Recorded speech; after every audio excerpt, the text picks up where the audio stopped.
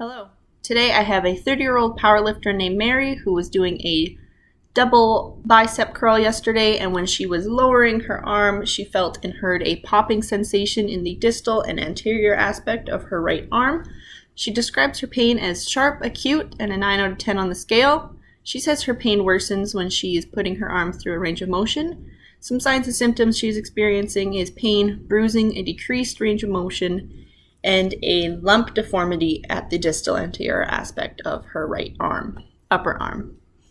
Mary's has no previous history of injury in her right arm or due to powerlifting at all. She's taking no medications and has no allergies. As you can see in Mary's right arm, she's got some swelling and discoloration, as well as a lump deformity in the distal and anterior aspect of her right arm. And on her left arm, there is no other discoloration or swelling or deformity.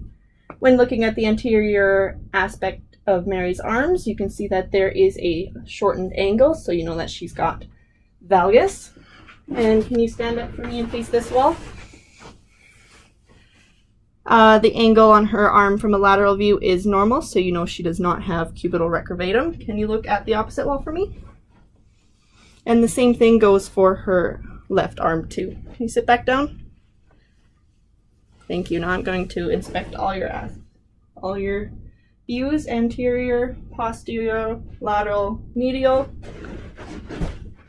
anterior, posterior, lateral, and medial. Now I'm going to move into my palpations, checking her skin temperature first. It is slightly elevated on her right arm, and now her brachial tendon. I'll check her pulse. Slightly weaker on her right side again. And now I'll go into my palpations, checking her brachial tendon. Ow, ow, ow, ow.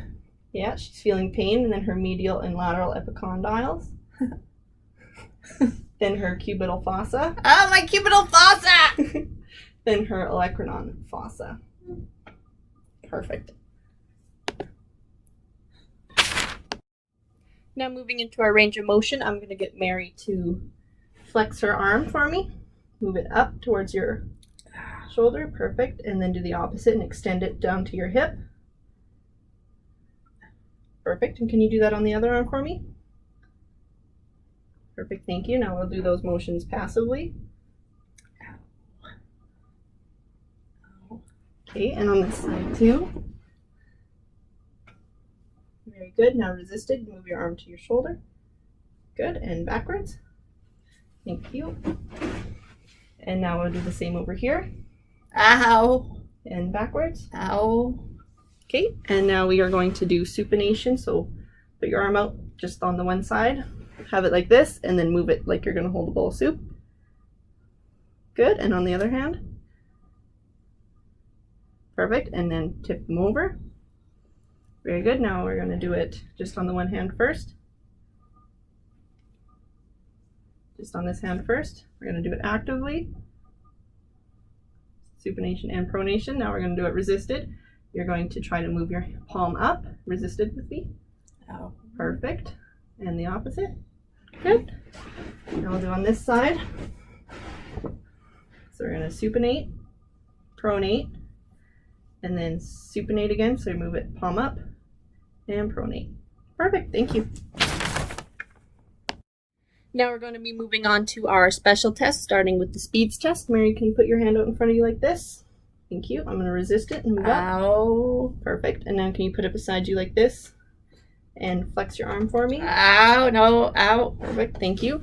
Because she felt pain, we know that it is a positive test. And next we'll be moving on to the Tennille's test, which I'm just going to be tapping her medial epicondyle. And there was no pain, so you know that it is a negative test.